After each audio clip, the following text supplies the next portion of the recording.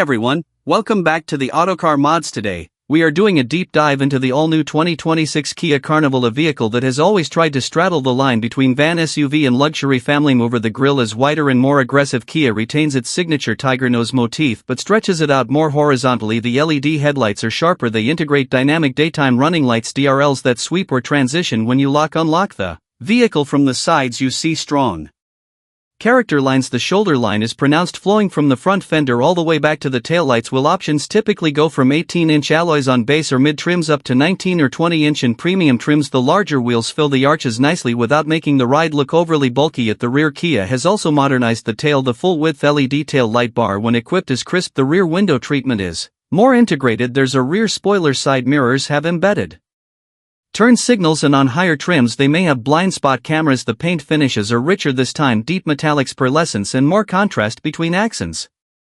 Step inside and you're met with what feels more like a premium lounge than a people mover. You've got a curved panoramic dual display setup, a 12.3-inch digital cluster, and a 14.5-inch infotainment screen with Kia's latest UI, wireless Apple CarPlay, Android Auto, and even built-in streaming apps like YouTube and Netflix for when you're parked. Lighting, ambient lighting with multiple color choices, map lights, reading lights in second, third row, LED interior lights in the ceiling, maybe even downward lighting for getting in at night. Typically a 12.3-inch digital instrument cluster, fully configurable, and a large 14 to 15-inch infotainment touchscreen. Kia's UI is smoother, faster, wireless Apple CarPlay, wireless Android Auto, built-in navigation.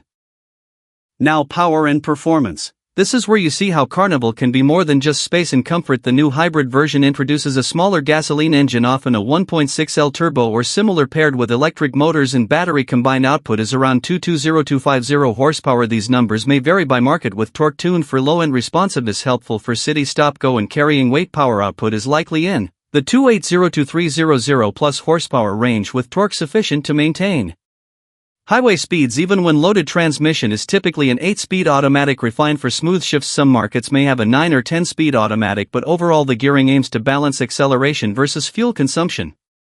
Lane keeping assist and lane departure warning gently corrects if drifting. Blind spot monitoring and rear cross traffic alert, especially useful with sliding doors and children moving around. Surround view camera, 360-degree camera system, very helpful in parking lots or tight suburban garages.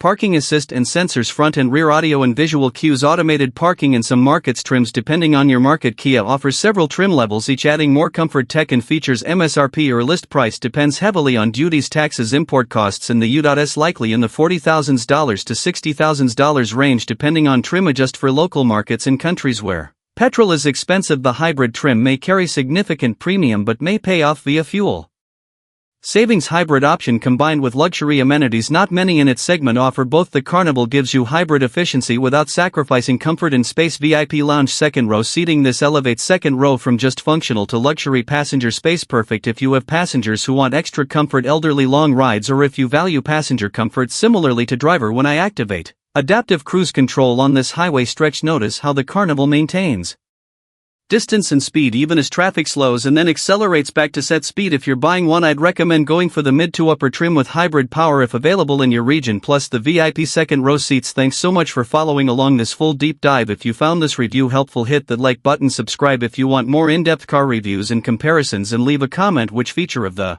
2026 Carnival excites you most. Until next time, drive safe, enjoy the ride, and I'll see you in the next video.